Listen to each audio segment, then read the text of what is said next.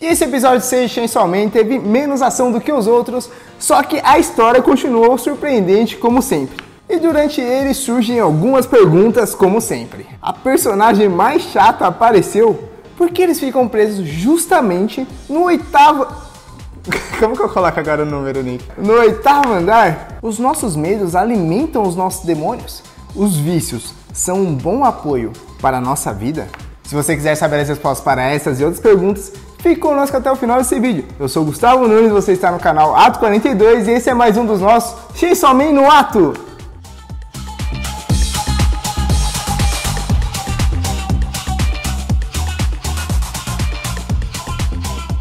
E o episódio já começa nos lembrando que eles estão presos no oitavo andar daquele prédio.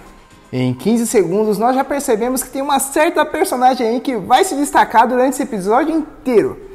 Mas a gente ainda tem uma suspeita só. Nós temos que ver se isso realmente se comprova. Só que essa comprovação não vai demorar muito, porque em 30 segundos de anime chega a nossa certeza. A Kobeni irá nos mostrar qual será o seu papel aqui em Chainsaw Man.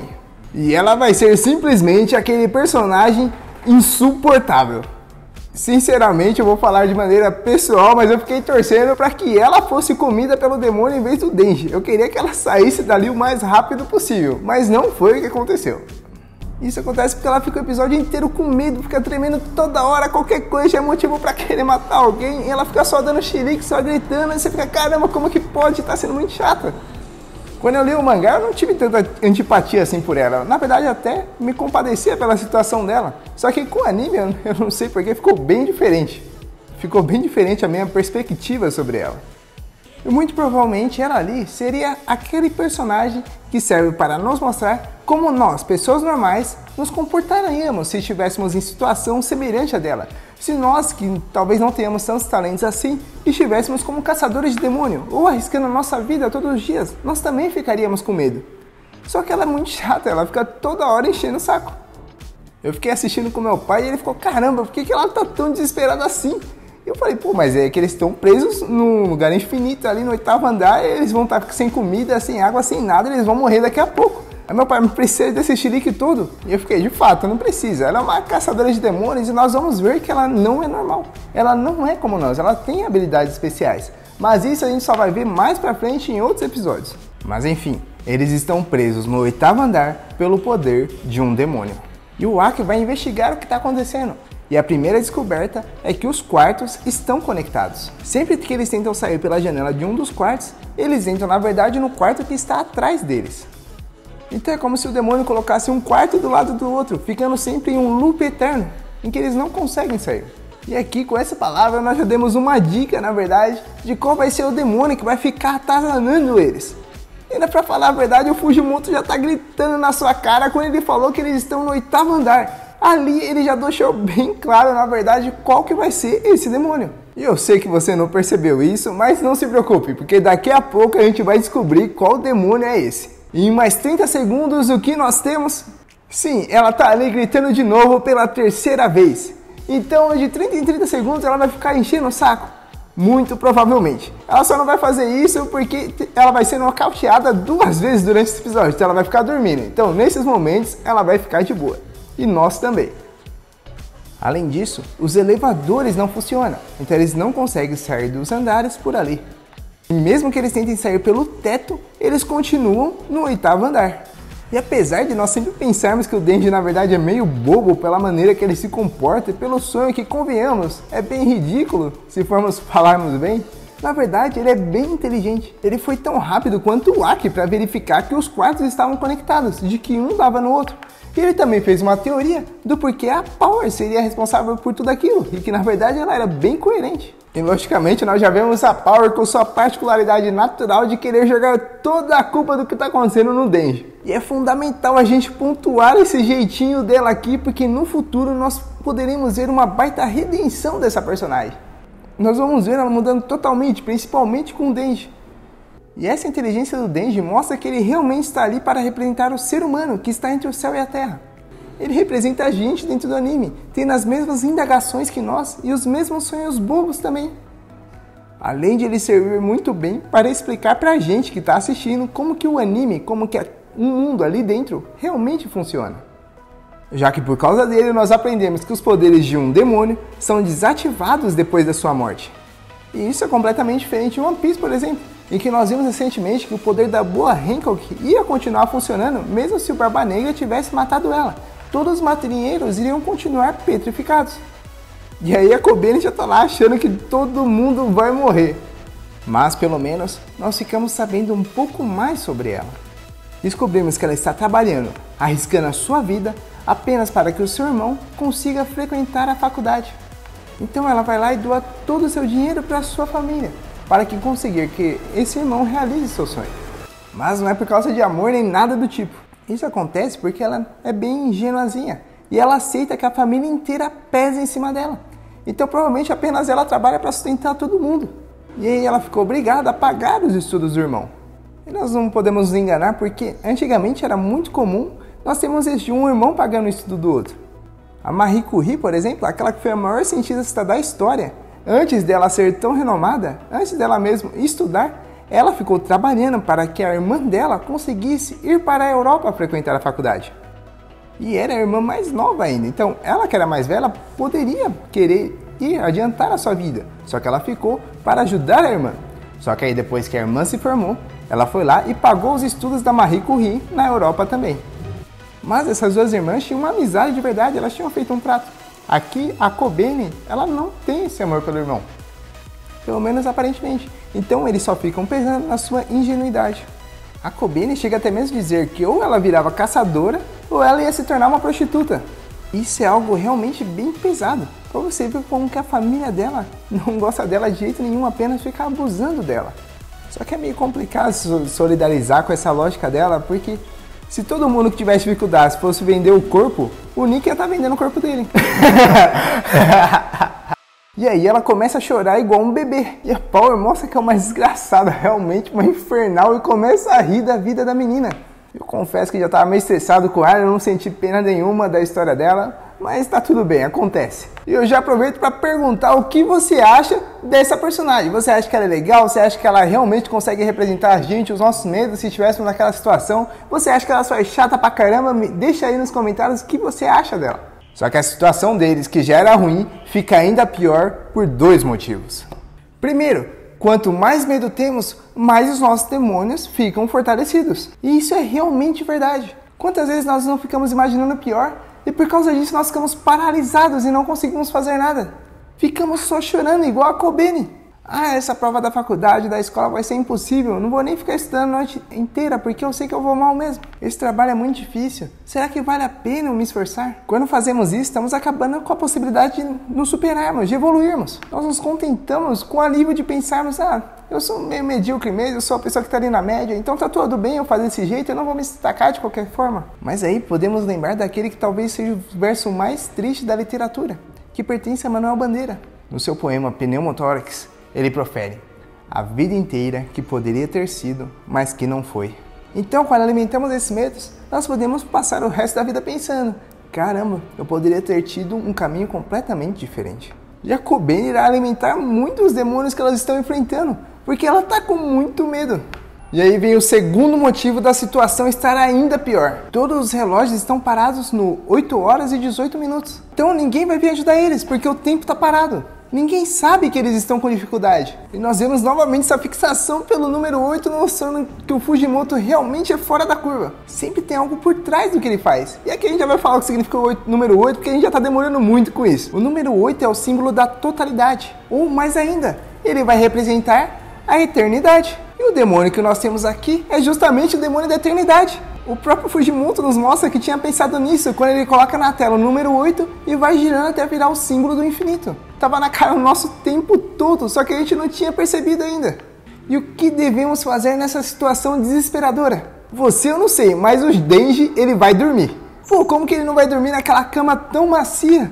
Lá em casa eu tenho aquele sofá que é tão bom, como que eu não vou dormir nele? Vão pensar que ele é burro? Pô, que coisa idiota de se fazer numa situação dessa, tão complicada.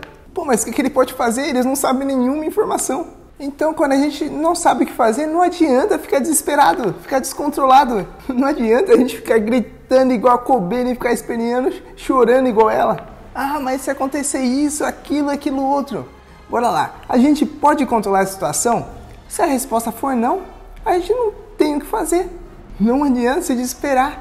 Vamos dar uma relaxada, uma descansada para relaxar e ficar de boa. E essa dormida dele é também um ótimo recurso para nós termos um time skip no meio do episódio. E vale lembrar também que o episódio de hoje vai acabar no final do capítulo 18. Então nós temos mais uma vez o número 8 aparecendo aí. E essa dormida do Denji é também um ótimo recurso para a gente ter um time skip no meio do episódio, um mini time skipzinho. E ele serve para a gente pular umas partes que o Fujimoto ele mesmo considera meio inúteis, não tão relevantes, como ele descobrindo novas pistas e os personagens secundários ficando malucos. E essa é uma característica bem marcante desse mangaka. Nós sabemos que o Fujimoto não gosta de perder tempo. Ele vai sempre direto ao ponto. Se fosse o Eiichiro Oda, o criador de One Piece, só nesse hotel ia ser uns 50 capítulos no mínimo. Ia aparecer um monte de personagem novo, os personagens que a gente já conhece iam se perder, ia se separar no meio do hotel, ia rolar um monte de trama, depois eles iam se juntar de novo, ia ter um flashback do vilão mostrando que ele não é tão mal assim, e nós íamos ter muita coisa. O Fujimoto não. Ele vai lá e dá na lata. E como dissemos, os figurantes já ficaram loucos. O Arai desistiu e se trancou no quarto debaixo da sua coberta. A Kobene tentou tomar água da privada e a Rimeno foi lá e fez ela desmaiar para ela não ficar mais atrapalhando tudo. E assim a situação só piora, porque quanto mais medo temos, mais os nossos demônios crescem. E é isso que vai acontecer.